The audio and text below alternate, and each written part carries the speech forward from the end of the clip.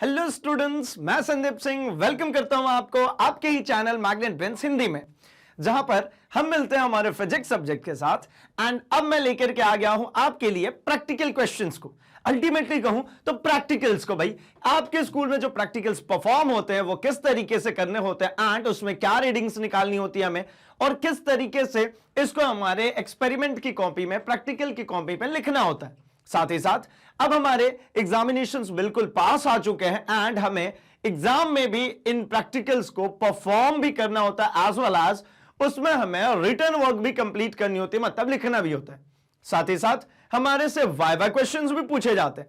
कुल मिलाकर के क्लास 10th में है अगर आप, तो पहली बार आपको एक्सटर्नल के साथ में प्रैक्टिकल एग्जाम्स को फेस करना होगा।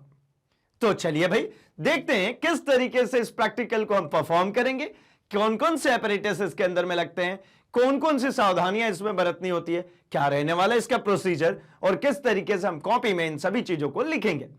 तो चलिए हम डिस्कस कर रहे हैं इस सेशन में अवतल दर्पण की फोकस दूरी को ज्ञात करना। अच्छा, मजेदार कहानी यह भी है कि जो हमने चैप्टर्स के अंदर पढ़ा है, जब प्रैक्टिकली परफॉर्म कर रहे होते हैं तो बड़ा ही मजा आता है और इजीली सॉल्व भी हो जाता है। तो क्या करें भाई, हम यहां पे कह रहे हैं अवतल दर्पण की फोकस दूरी को ज्ञात। ठीक है, तो भाई चलिए शुरू करते हैं कैसा क्या करना होता है लिखने का मैटर।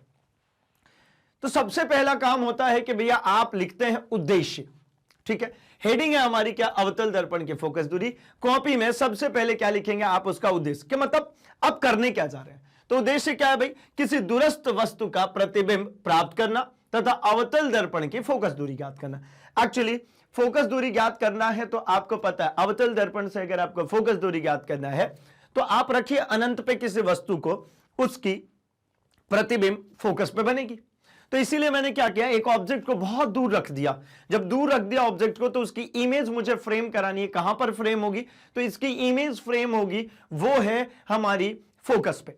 ठीक है ना, अगर अनंत पे रखा होगा वस्तु तो कहां पे प्रतिबिंब बनेगी, फोकस पे। जब वो फोकस पे बनेगी प्रतिबिंब तो सीधा सिंपल सा मतलब है कि हम लिख रहे हैं इसका उद्देश्य, कि हमारा उद्देश्य है कि किसी दूर रखी वस्तु का प्रतिबिंब प्राप्त करें और अवतल दर्पण की फोकस दूरी इसमें हम मेजर कर ले, ज्ञात कर ले। कैसे करेंगे अभी हम आगे सीखेंगे। इसके बाद क्या लिखी जाती है भाई, तो आवश्यक सामग्री, क्या क्या चीजें लगेगी। तो भैया आवश्यक उपकरण, आवश्यक सामग्री में सबसे पहले तो एक अवतल दर्पण। अच्छा, आपको जो दिया जाता है अवतल दर्पण एक्सपेरिमेंटली परफॉर्म करने के लिए, जिसकी फोकस दूरी ज्ञात करनी है, वो सिंपली आपके सामने टेबल पे बहुत सारे अवतल दर्पण रखे होते हैं, उनमें से कोई सा भी एक निकालने के लिए भी हो सकता है कि उत्तल और अवतल दोनों ही दर्पण दिए जाए, उनमें से भी आपसे सिलेक्शंस पूछ लिए जाए कि आप क्या देखते हैं, आप क्या उठा रहे हैं, अवतल उठा रहे हैं या उत्तल। तो अवतल दर्पण होता कौन सा भाई, जो अंदर के साइड से ऐसा झुका हुआ होगा, मतलब जो शाइनी सरफेस होगी, जो चमकीली सतह होगी, जो परावर्तक सतह होगा, उधर साइड से ये झुकी हुई होगी और पॉलिश होगा बाहर की सतह पे, वो होगा हमारा अवतल दर्पण। अच्छा, एक मिरर होल्डर चाहिए जिस पे इस मिरर को हम हैंग करेंगे। किसी स्टैंड या सफेद दीवार पर स्थित एक सफेद स्क्रीन भी चाहिए जहां पर इसकी इमेज हम बनाने वाले हैं। फिर एक वस्तु, मतलब मोमबत्ती या फिर एक मीटर स्केल, है ना। मोमबत्ती क्यों, क्योंकि भैया मुझे क्या चाहिए, मुझे लाइट चाहिए, प्रकाश चाहिए, और मुझे एक मीटर स्केल चाहिए। मीटर स्केल क्या करेगा भाई, तो मीटर स्केल का काम मुख्यतः यह है कि हम नापेंगे कैसे कि कितनी दूरी पे फोकस हो रही है। ठीक है, चलिए अगर मैं आगे की तरफ बढ़ूं तो अगला क्या कहानी होगा भाई, तो सबसे पहले उद्देश्य हो गया, फिर आवश्यक सामग्री होगी, फिर इसके बाद हम आ जाते हैं किस पर, सिद्धांत पे, कि आखिर हम जो परफॉर्म करने जा रहे हैं उसका प्रैक्टिकल तरीके से, या यूं कहूं थ्योरेटिकल तरीके से हमारे पास में क्या एविडेंसेस अवेलेबल है, कौन सी चीज है जिसको हम चेक करने चल रहे हैं प्रैक्टिकली। तो हमारे पास यह पता है कि समतल दर्पण की तरह ही अवतल दर्पण भी प्रकाश के परावर्तन के नियम को फॉलो करता है। जैसे समतल दर्पण में क्या होता था कि समतल दर्पण में आपतित किरण और अभिलंब से बना कोण आपतन कोण तथा परावर्तित किरण और जो अभिलंब है उससे बना कोण परावर्तन कोण, ये दोनों ही कोण बराबर होते थे। तो क्या ये भी ऐसा फॉलो करता है, तो जी हां। अगर यहां से एक लाइट बीम आती है पैरेलल टू प्रिंसिपल एक्सिस, मुख्य अक्ष के समानांतर, तो वो फोकस से होकर के गुजर तो जाती है, लेकिन अगर इस पॉइंट पे, इस पी पॉइंट पे अगर आप परपेंडिकुलर ड्रॉ करेंगे तो ये कहां जाएगा, ये सी से होकर के जाएगा, मतलब ये अभिलंब है सीपी। क्यों भैया, क्योंकि सेंटर से खींची जाने वाली किसी भी कर्व पे लाइन जो होती है वो हमेशा उस कर्व पे 90 डिग्री होती है। मतलब त्रिज्या, ये एक लाइन खींचूंगा तो ये क्या है, ये त्रिज्या ही है ना। तो ये सी से पी तक अगर मैं खींच रहा हूं तो ये सीपी क्या है, एक तरीके से क्या होगी, त्रिज्या होगी। अब सीपी हमारी एक त्रिज्या हो गई, तो इस दौरान क्या मैं कह सकता हूं, यह आपतित किरण है तो यह आपतन कोण, और ये परावर्तित किरण है तो इसको कह देता हूं ये परावर्तन कोण। तो मतलब यहां से मुझे क्या समझ में आ गया भाई कि यहां पर I = R, मतलब इसका सिद्धांत है कि भैया ये भी आपतन कोण और परावर्तन कोण, मतलब परावर्तन के नियम को फॉलो करती है। आगे, वस्तु से आती हुई प्रकाश की किरणें किसी दूर स्थित वस्तु जैसे सूर्य या दूरस्थ इमारत से आती हुई प्रकाश की किरणें को एक दूसरे से समांतर माना जा सकता है। ये जो मैंने कहा ना, पैरेलल टू प्रिंसिपल एक्सिस, या तो सूर्य से आ रही है तो बहुत दूर है ही ऑब्वियसली, या फिर किसी बहुत बड़ी बिल्डिंग से टकरा करके कोई लाइट बीम आ रही है तो भी उसको हम समानांतर मान सकते हैं। ठीक है, जब ये समानांतर किरणें अवतल दर्पण पर इसके अक्ष के अनुदिश पड़ती हैं तो परावर्तित होती हैं और दर्पण के सामने एक बिंदु पर मिलती हैं जिसे दर्पण का मुख्य फोकस कहते हैं। अच्छा, ये जो मुझे दिखता है वो ऐसा भी है, देखिए ये बहुत सारी किरणें इस पे आकर के एकत्रित हो गई, मिल गई। ठीक है, और इन सभी के परावर्तन के फलस्वरूप मुझे यहां पर क्या मिल गया, तो ये मुझे मिल जाती है क्या, यहां पर इसकी फोकस मिल जाएगी। ऐसा ही मुझे फोकस मिलने वाला है, क्योंकि मुझे निकालना है कहां पे, स्क्रीन पे। स्क्रीन पे निकालूंगा तो जिस तरीके से यहां पे दिखता है कि भाई यहां से गई लाइट पे मैं इसी पॉइंट पे मिल गई, तो ऐसा मिलने वाला नहीं है, आपको स्क्रीन पे मिलेगा, जो हम प्रैक्टिकली अभी हम परफॉर्म करेंगे। तो क्या है भाई, आगे देखिए, अगला है इसके सिद्धांत कि दर्पण के फोकस पर वास्तविक, उल्टा और अत्यंत छोटे प्रतिबिंब का निर्माण होता है। ये जो प्रतिबिंब बना है, इस प्रतिबिंब को अगर आप देखेंगे तो कैसा प्रतिबिंब आपको दिख रहा है, दर्पण पे छोटा दिख रहा है, उल्टा भी दिख रहा है और वास्तविक है। वास्तविक है तभी तो इसको किसी स्क्रीन पर प्राप्त कर सकते हैं ना। ठीक है, अगर वास्तविक नहीं होता, आभासी होता, तो हमें सिर्फ प्रतीत होता, ऐसा होता नहीं, तो ये स्क्रीन पे प्राप्त किया जा सकता है, मतलब ये रियल इमेज है। ठीक है, फोकस दूरी होती क्या भाई, तो फोकस दूरी होती है अवतल दर्पण के ध्रुव P और F, ये है मेरा F और ये है ध्रुव P, तो F से P तक की डिस्टेंस, या फिर इसको मैं कहूं ध्रुव P, तो यहां से यहां तक की जो डिस्टेंस है, this is called focal length, focus दूरी। फोकस के बीच की दूरी अवतल दर्पण की फोकस दूरी कहलाती है। इस प्रकार अवतल दर्पण की फोकस दूरी का आकलन इसके फोकस पर दूर स्थित वस्तु का वास्तविक प्रतिबिंब बना के किया जा सकता है। आखिरी लाइन में आपको बातें समझ में आ गई कि किसी वस्तु को बहुत दूर रखिए, उसका प्रतिबिंब बनाइए, जहां पर उसका प्रतिबिंब बनेगा वही उसका क्या हो जाएगा भाई, फोकस हो जाएगा। ठीक है, और यह प्रतिबिंब बनेगी कैसे, तो रियल बनेगी, अत्यंत छोटी बनेगी, उल्टा बनेगी। तो रियल प्रतिबिंब प्राप्त करने के लिए हमेशा स्क्रीन की जरूरत होती है। ठीक है भाई, तो चलिए आते हैं, जरा हम बात करते हैं आगे प्रयोग विधि पे। तो देखिए, एक्चुअली हमारे लैब में ये दिया जाता है जिसको हम क्या कहते हैं भाई, ऑप्टिकल बेंच। क्या कहते हैं, ऑप्टिकल बेंच। इसमें क्या होता है, ये पूरा एक स्टैंड है, इस स्टैंड पे ये है मेरा मिरर होल्डर, ये जो सबसे पहले ये दिख रहा है, ये क्या है, ये है मेरा मिरर होल्डर। एक मैंने ये एक एग्जाम्पल के तौर पे लिया, यहां पर क्या हो जाता है, ये हो जाती है हमारी एक ऑब्जेक्ट, और इस ऑब्जेक्ट को हम एक साइड से फिक्स करते हैं और फिर हम सामने रख करके उस मिरर से क्या करते हैं भाई, तो उस मिरर को आगे पीछे जहां भी रखना है आप मिरर को फिक्स कर दीजिए। तो ये हो गया मिरर और ये हो गई इसकी डिस्टेंस। इसमें इसी लाइन पे इसमें स्केल बनी हुई है ऑलरेडी, उसमें से आप रीडिंग्स मेजर कर सकते हैं इजीली, या फिर आप चाहें तो अलग से मीटर स्केल लेकर के भी इसकी रीडिंग को अलग से भी मेजर कर सकते हैं, बट उसमें बनी होती है, आपको अलग से करने की जरूरत नहीं होती। But most of the cases में थोड़ा सा apparatus पुराना हो जाता है तो उसमें दिखता नहीं है, तो आप अलग से मीटर स्केल ले सकते हैं। इसके बाद क्या करेंगे भाई, तो इसको आप शिफ्ट करते हैं और फिर सामने एक स्क्रीन पे आप क्या देखने की कोशिश करते हैं, उसके प्रतिबिंब को। कैसे करेंगे, तो इसके लिए सबसे बेहतर तरीका है कि चलिए हम एक काम करते हैं, चलते हैं हम अपने apparatus पे, मतलब हम चलते हैं अपने सिमुलेटर पे, और वहां पर हम देख के आते हैं कि एक्चुअली हम इसको किस प्रकार से चेंज कर रहे हैं। चलिए देखिए, तो आ चुके हम अपने प्रैक्टिकल apparatus पे। यहां पर आपको दिख रहा है, ये है हमारा एक कॉनकेव मिरर, मतलब ये एक हमारा जो है अवतल दर्पण है, और यहां पर हमने लिया है क्या, एक वस्तु। ये जो पेंसिल दिख रही है अल्टीमेटली एक क्या है, वस्तु। इसकी जगह पे हमने जो हमारे प्रैक्टिकल्स में लिखा था वो मोमबत्ती लिखा था, तो उसी तरीके से मैंने एक लिया हुआ है यहाँ पर पेंसिल। अब क्या करना है भाई, तो इस पेंसिल को मैंने इस मिरर से दूर रखा हुआ है, देखिए दूर रखा हुआ है, हमने बोला था दूर रखनी वस्तु। अब इनकी दूरी नापनी है, तो इनकी दूरी कैसे नापेंगे भाई, तो इन दोनों के बीच की दूरी ये देखिए है ना, यहां से उठा करके हमने नाप ली, यहां तक हो गई हमारी 240 सेंटीमीटर, ठीक है। 240 सेंटीमीटर के बाद में और इसको एक्सटेंड कर लेता हूं, चाहे तो दोबारा भी इसको यूज कर सकते हैं। 120 और 240 और 120 कितना हो गया भाई? तो 240 और 100 340, ठीक है, और 340 और 20 360। 360 क्या निकला? यू की वैल्यू। अब जरा यहां से हम क्या करते हैं, हमने यहां पर कुछ चीजें सेट करी हुई हैं ऑलरेडी, जैसे रेडियस ऑफ कर्वेचर 180 सेंटीमीटर हमने सेट किया है, डायमीटर जो इसका है वो 80 सेंटीमीटर सेट किया हुआ है। अब मैं आपको कर रहा हूं इस पे रेज को प्रवाहित, मतलब क्या, इसमें से अगर मैंने प्रकाश की किरणों को चलाया तो देखिएगा पैरेलल आने वाली लाइट बीम्स ये गई और ये जाकर के इनने यहां पर क्या बना ली? प्रतिबिंब बना ली। ये देखिए ये प्रतिबिंब विपरीत प्रतिबिंब बनी है, सभी किरणें आकर के यहीं पर एकत्रित हो रही है इसी पॉइंटर पे। ये जो पॉइंटर है पेंसिल का जो टॉप है उसी की पॉइंटर है ये नीचे की तरफ। ये जितनी भी लाइट बीम आ रही हैं ये सभी लाइट बीम आकर के यहां पर मिल रही है, एकत्रित हो रही है और यहां पर वो फोकसित हो रही। अब जब ये फोकसित हो चुकी तो इसके लिए अब क्या करेंगे, फिर से ले आएंगे ये स्केल और यहां पोल से लेकर के यहां तक डिस्टेंस मेजर कर लेंगे। तो ये मुझे मिल रही है 120 सेंटीमीटर। तो मुझे क्या क्या मिल गया भाई? इस तरीके से हमारा ऑब्जेक्ट का डिस्टेंस निकल गया 360 और हमारी इमेज की डिस्टेंस है वो आ गई 120। तो ये 120 अल्टीमेटली, और अगर इस ऑब्जेक्ट को मैं दूर कर देता हूं तो ये और आगे की तरफ जाती जाएगी और ये रहा हमारा फोकस पॉइंट, मतलब ये जो पीले कलर से यहां पर दिख रहा है ये मेरा फोकस पॉइंट है। यहां पर हमारी इमेजेस बन जाएंगी। जरा लेबल्स कर लेते हैं इस पे।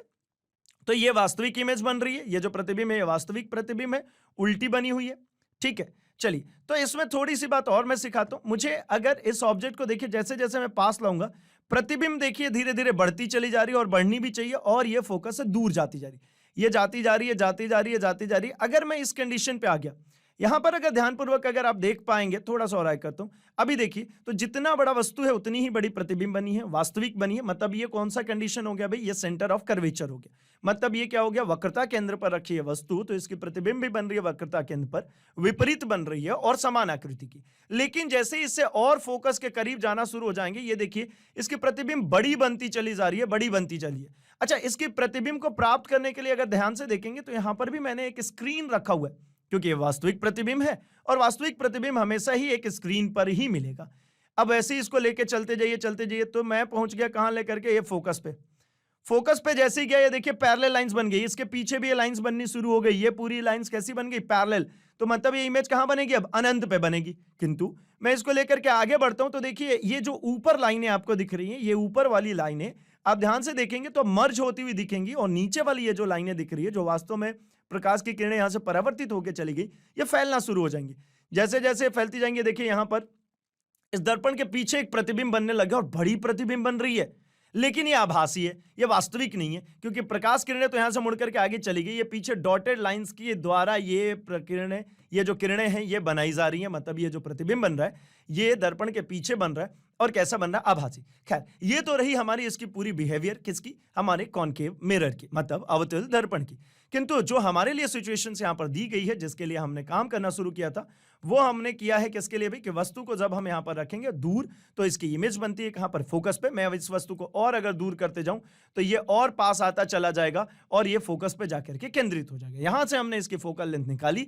इस एक्सपेरिमेंट को 2 से 3 बार हम दोहराएंगे और 2-3 बार दोहरा करके हमने रिजल्ट निकाली है। रिजल्ट को चलिए अब भरते हैं डेटा शीट में और उसके अकॉर्डिंगली हम आगे की अपनी पूरी कार्रवाई को खत्म करते हैं। तो यहां तक की बातें आपको समझ में आई होगी। अब चलते हैं हम जरा कि प्रेक्षण किस तरीके से करनी है, क्या रहता है एक्चुअल में, तो उसके ऊपर आते हैं। चलिए भाई हमने देख लिया हमारे सिमुलेटर पे कि किस तरीके से जब हम ऑब्जेक्ट को राइट साइड में शिफ्ट कर रहे थे तो इमेज जो है वो लेफ्ट हैंड साइड में शिफ्ट हो रही थी, और इसी दौरान हमने देखा कि जब ऑब्जेक्ट को बिल्कुल एंड पे, बिल्कुल किनारे पे ले जाकर के रख दिया, मतलब दूरी बढ़ा दी उसकी, तो वो जाकर के फोकस पे बनने लगी। मतलब उसकी एक इमेज बनने लग गई जो कि कैसी थी भाई? तो उसकी उल्टी इमेज थी, छोटी इमेज बनी थी और विपरीत थी, है ना। तो मतलब उससे हमें समझ में आ गया कि इमेज इस तरीके से फॉर्म होगी। क्या हमने इसके प्रयोग विधि में हमने क्या क्या काम किया भाई? जब हम इसको ऑप्टिकल बेंच पे कर रहे होंगे तो क्या क्या चीजें करेंगे, उसके लिए चलिए हम प्रयोग विधि को देख लेते। तो सबसे पहले अवतल दर्पण को मिरर होल्डर में लगाएं और इसे मेज पर रख दें। दर्पण में मुंह को दूर स्थित वस्तु, इस मामले में मोमबत्ती जैसे हमने लिया था, की ओर घुमाएं और चयनित वस्तु अपनी आंखों से दिखाई देनी चाहिए। मतलब जो ऑब्जेक्ट है वो खुली आंखों से भी दिख रही है और जब मैं मिरर में देखूंगा तो भी हमें दिखनी चाहिए। स्क्रीन की अवस्थिति को इस प्रकार समायोजित करें ताकि मोमबत्ती का एक स्पष्ट प्रतिबिंब बना सके। हमने अभी देखा है कि हमने क्या किया था, एक पेंसिल लिया था और उस पेंसिल का क्या कर रहे थे, एक विपरीत प्रतिबिंब हमको साफ सुथरा स्क्रीन पर दिखलाई पड़ रही थी।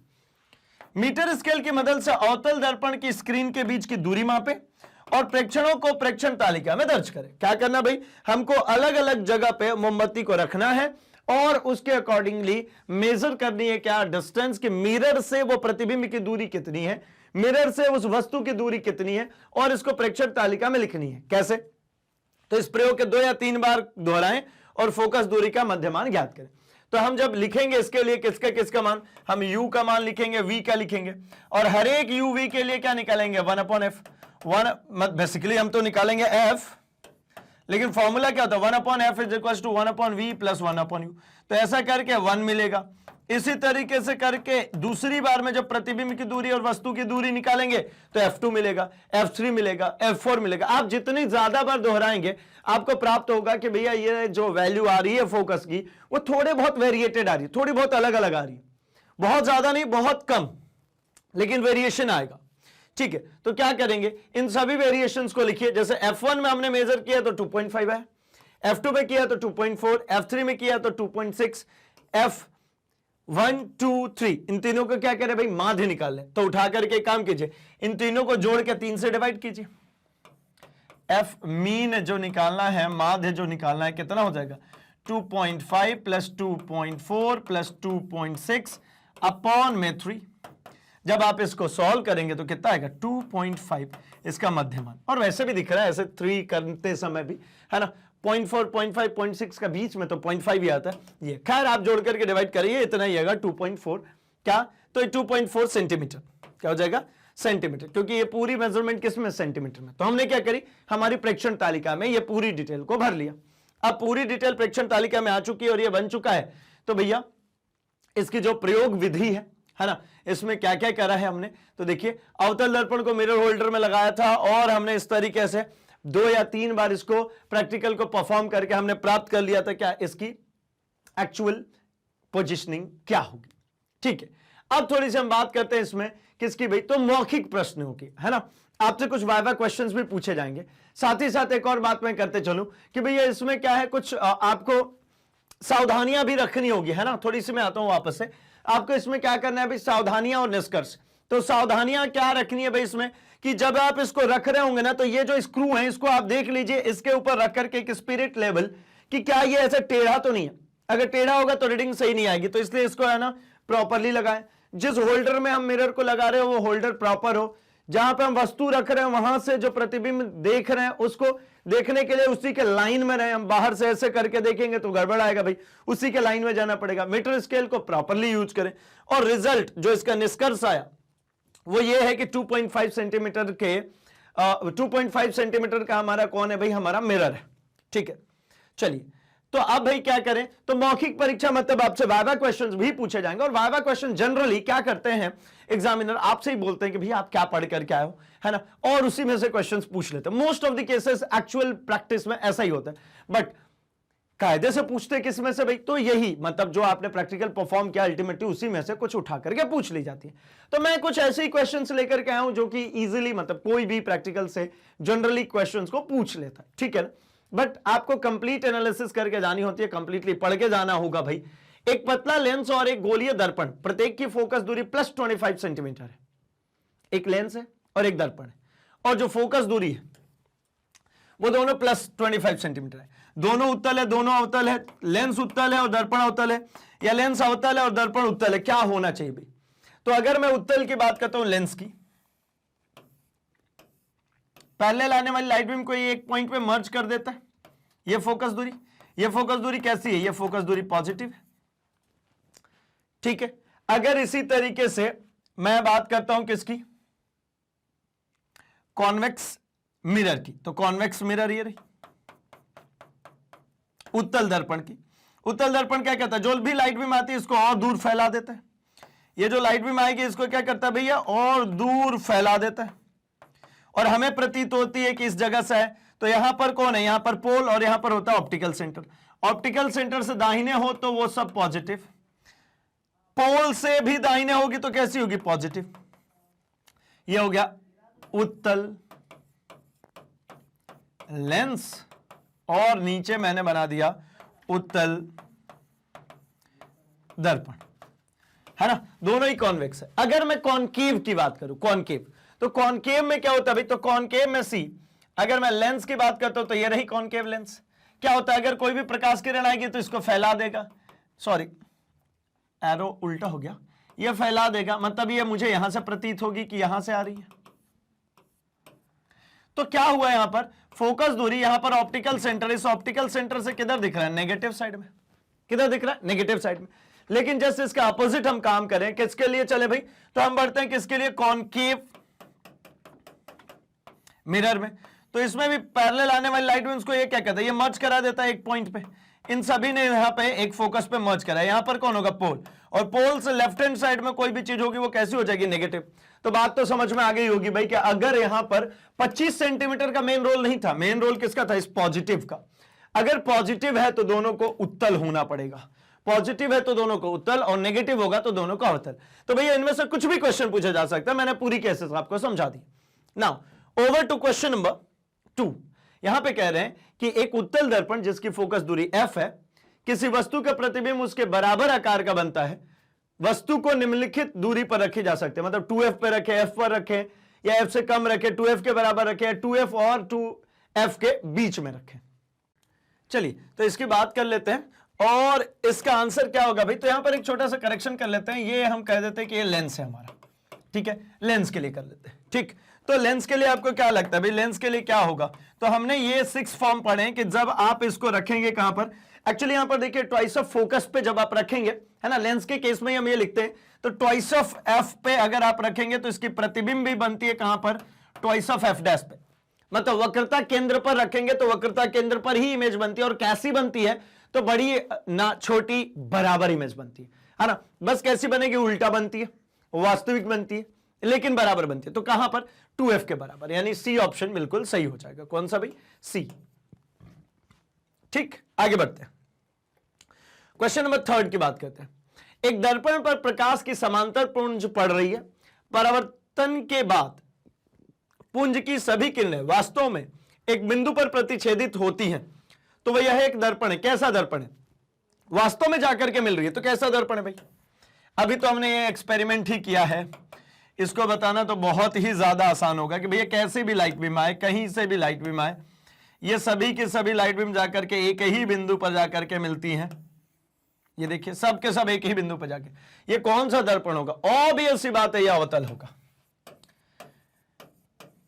अच्छा यहां पर क्या है ना, वास्तव में एक बिंदु पर प्रतिच्छेदित होती है, और अगर कहता है कि प्रतिच्छेदित होती हुई प्रतीत होती है तो कौन सा हो जाता, उत्तल। इसके केस में आप कितनी भी लाइट बीम लाइए आपको लगेगा यहां से आ रही है, ये भी यहीं से आ रही है, ठीक है। एक और यहां से ले चलते हैं, ये सभी किरणें लगेगी कि इस बिंदु से आ रही हैं, लेकिन एक्चुअल में नहीं, ये सिर्फ और सिर्फ प्रतीत होगी कि यहां से चल करके आ रही है, ठीक है ना। तो ये अगर सिर्फ और सिर्फ यहां कहता है कि प्रतीत हो रही है तो उत्तल, और वास्तव में आ रही है तो अवतल, खत्म हो गई बात। चलिए अगले क्वेश्चन पे आते हैं, क्वेश्चन नंबर 4 में। एक वास्तविक प्रतिबिंब, एक रियल इमेज का निर्माण तब होता है जब परावर्तित किरणें वास्तव में मिलती नहीं है, लेकिन एक बिंदु से छितराती हुई प्रतीत होती है, या फिर स्क्रीन पर प्राप्त नहीं किया जा सकता, या स्क्रीन पर प्राप्त किया जा सकता है, या फिर हमेशा सीधा होगा। तो देखिए भैया वास्तविक प्रतिबिंब होगा ना, तो एक बात समझिए, उल्टा बनेगा, ये फिक्स है। वास्तविक और उल्टा हमेशा साथ साथ चलते हैं, वास्तविक होगा तो उल्टा, आभासी होगा तो सीधा। और वास्तविक अगर है तो इसको किसी न किसी स्क्रीन पर ले सकते हैं, क्या कर सकते हैं भाई, स्क्रीन पर प्राप्त होगा। भाई ये आभासी होता है तब हमें ऐसा लगता है कि यहां से आती हुई प्रतीत हो रही है, लेकिन अगर वास्तविक है तो वो एक स्क्रीन पे मिल जाएगी, वास्तविक होगी तो स्क्रीन पे मिलेगी, आभासी होगी तो हमें लगेगा कि किसी पॉइंट से छितराती हुई आ रही है, जैसे कि अभी हमने बनाया था किसके लिए, हमने बनाया था उत्तल दर्पण के लिए। और अवतल दर्पण में हमने क्या देखा अभी, तो हमने देखा ना वास्तविक प्रतिबिंब बन रही है, स्क्रीन पे बनेगी, उल्टी बनेगी, ठीक है। छोटा बड़ा बनना तो वस्तु के दूर होने या पास होने के ऊपर निर्भर करता है, ठीक। तो क्या मिलेगा भाई, स्क्रीन पर प्राप्त किया जा सकता है, सी ऑप्शन हो जाएगा, क्या, स्क्रीन पर प्राप्त किया जा सकता है। नो डाउट कि आपको सामने वाला ऑप्शन ही देने वाला है भाई, मैंने तो इसलिए ऑप्शन लिया है कि मैं बाकी के केसेस समझा सकूं क्या होता है। स्क्रीन पर नहीं लिया जा सकता मतलब आभासी है, हमेशा सीधा होगा आभासी है, निर्माण होता है और वास्तव में मिलती नहीं है, लेकिन एक बिंदु से छितराती हुई दिखती है तो आभासी है। ठीक, फिफ्थ क्वेश्चन की बात करते हैं। ऐसे क्वेश्चंस जरूर पूछ लेते हैं जनरली, है ना। आपको आपके प्रैक्टिकल फाइल सामने करते हैं और बोलते भैया काम करो, एक क्वेश्चन दे रहे जल्दी से सॉल्व कर दो। बड़ा ही आसान रहता है वैसे।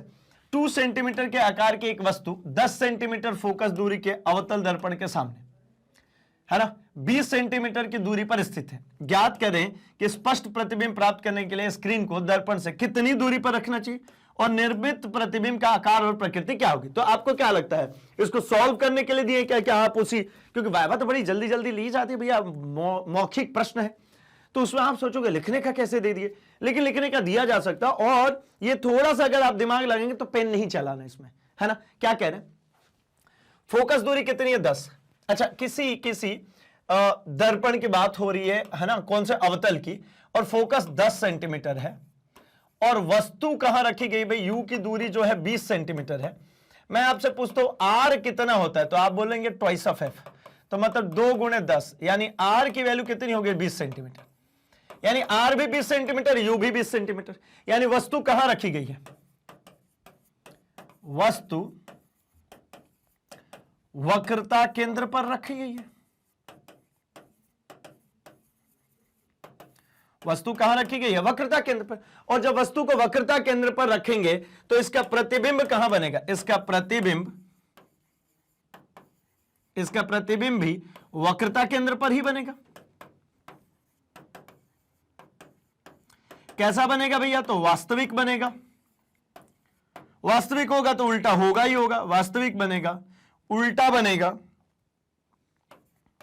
ठीक है, वास्तविक बनेगा, उल्टा बनेगा और समान साइज का बनेगा।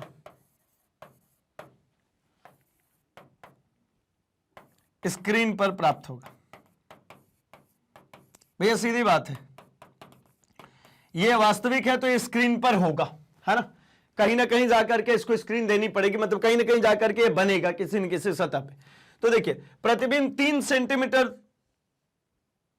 प्रतिबिंब की दूरी है ना 3 सेंटीमीटर वास्तविक उल्टा और वस्तु के आकार का, प्रतिबिंब की दूरी 2 सेंटीमीटर वास्तविक उल्टा और वस्तु के आकार का, प्रतिबिंब की दूरी 4 सेंटीमीटर काल्पनिक सीधा और वस्तु से बड़ा है, प्रतिबिंब की दूरी। इसको तो एक काम करता हूं मैं, इसको 30 कर लीजिए, 20 40 20, क्या दिख रहा है, कहां बनेगा भाई, 20 सेंटीमीटर पे रखे थे तो प्रतिबिंब कहां बनेगी, 20 सेंटीमीटर पे। एक बात तो समझ में आ गई, प्रतिबिंब की दूरी कहां होगी, 20 सेंटीमीटर। तो ये 40 वाले 30 वाले तो खत्म, 20 सेंटीमीटर। लेकिन हमने कहा वास्तविक उल्टा समान साइज, वास्तविक उल्टा और वस्तु के आकार का, मतलब बी हो जाएगा बिल्कुल सही, और ये डी भी यहां से क्या हो जाएगा, गड़बड़, क्योंकि ये काल्पनिक सीधा और वस्तु से बड़ा कह रहे हैं, तो ऐसा नहीं है। चलिए, तो बात समझ में आ गई होगी भाई यहां तक की। तो इस तरीके से आपके सामने कुछ कुछ क्वेश्चंस रखे जा सकते हैं और आपको करने होंगे उनके आंसर। और भाई इसी तरीके से आप अपने प्रैक्टिकल कॉपी में भी लिखेंगे, जितने टॉपिक्स मैंने डील किए उन सभी टॉपिक्स को लिखना, और जो डायग्राम्स वगैरह बनाए थे, जो टेबल बनाए थे, वो सभी टेबल भी बनाएंगे। And at the final and आपको प्राप्त हो जाएंगे आपके पूरे में से पूरे मार्क्स प्रैक्टिकल्स में भी। तो इसी तरीके से मैग्नेट ब्रेन्स के साथ जुड़े रहिए, क्योंकि मैग्नेट ब्रेन्स कमिटेड है एक हाई क्वालिटी एजुकेशन के लिए, जो कि प्रोवाइड करते हैं भाई CBSE English medium as well as CBSE Hindi medium. मतलब आप किसी भी स्टेट बोर्ड से हो, आपका कोर्स कंटेंट एनसीईआरटी है, एंड यहां सीबीएसई का अल्टीमेट मतलब है एनसीईआरटी बेस्ड क्लासेस। बोर्ड कोई सी भी हो आपकी मीडियम कोई सी भी हो, मैग्नेट ब्रेन्स हमेशा तैयार है आपके साथ, आपके लिए एक हाई क्वालिटी एजुकेशन को लेकर के। साथ ही साथ अगर आप यूपी या बिहार बोर्ड से आते हैं तो आपके लिए तो एक्सक्लूसिव प्लेलिस्ट मिल जाती है, जहां पर सिर्फ और सिर्फ आपके बोर्ड के अकॉर्डिंगली पूरा कोर्स कंटेंट, पूरा रिवीजन वीडियोस, आपके प्रीवियस ईयर एग्जाम के questions, most important questions, MCQs और भी तमाम तरीके की चीजें जो आपके बोर्ड के लिए रिक्वायर्ड है, वो सब कुछ मिल जाती है। साथ ही साथ अगर आप एनटीएससी, ओलंपियाड, सीयूईटी या फिर स्पोकन इंग्लिश की तैयारी कर रहे हैं तो भैया बिल्कुल परेशान नहीं होना, मैग्नेट ब्रेन्स ये डिनोमिनेशंस में भी डील करते हैं, और वो भी पूरे फ्री ऑफ कॉस्ट।